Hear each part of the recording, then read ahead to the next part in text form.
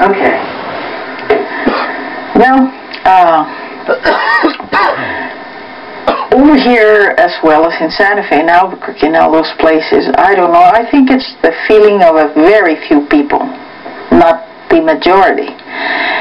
Over here in Taos, we depend on tourism. I myself personally get to meet them at Hacienda Martinez. That's where I volunteer every Sunday. And I get to meet people from all over the United States plus Europe. And even Russia last Sunday. Now I get to know what kind of lives they lead. If they have adobe, if, you know, they do the santos and stuff like I do, or if they're interested in building with adobe. Now, since I've gone to Big Sur, California to do a lot of workshops in adobe, I always try to be as courteous as possible to the visitors. My belief in that is that they travel so far to come over and look at what we do, what we have. The artists that are in the galleries here around the area, all the beautiful things that we have, the points of interest like our churches, like the pueblos, and get to interview the different people that are here, especially some of the ones that only come for that purpose.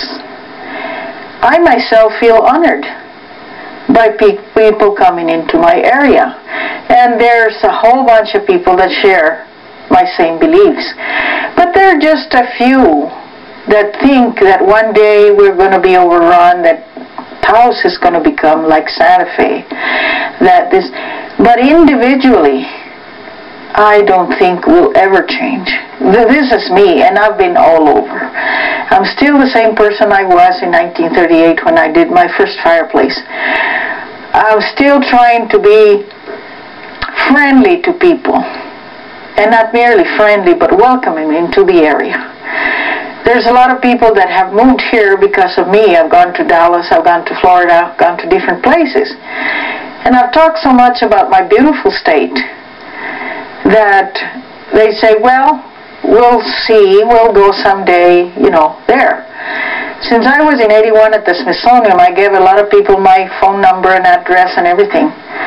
Through the years, I've had lots about the place growing. We've been lucky so far to get good people, good friendly people in the area, like Paul Johnson, like Jim Zimmerman, like every way they can, through the Chamber of Commerce, through the hospital, through the different things that they have. And in people moving in, or in my traveling to some other state, a person learns a lot from the different people. It's not only us learning from us, it's learning from other people, their ways of life. And I think it's a beautiful exchange, you know. It's like in Europe and all those places. They have different ways of doing things, which is a very good school for myself to go and learn. And I don't have to pay for it if I go and give a workshop or something. And it's meeting people, the different ways of living. It's like a grandfather gave my mother the land where they built the house. Their parents before them gave them land so they could have a roof over their heads. My husband and I bought land to give our children. We inherited it. We didn't. And so Trini and the boys, Trini, Michael, Juan, Alex, and then Sarah got the land that my husband inherited from his mother. They didn't go through going into a deep debt or mortgage. Trini built, I think it was 3 rooms first and then added on. Michael built 3 rooms and added on. Juan did 1 house and then built another. And he's been added on and fixing. Alex got an old adobe. He's remodeling it. We bought that for him. So as parents in a Hispanic culture have it's not an obligation, but they have the sense to at least start their children off when they marry. Like when we bought the land, we had it there since they were young kids. The day they married on a Saturday and Monday, we went into the courthouse to give them the deed for the house, for the land, not the house yet. And then they lived with us in different rooms, alone by themselves.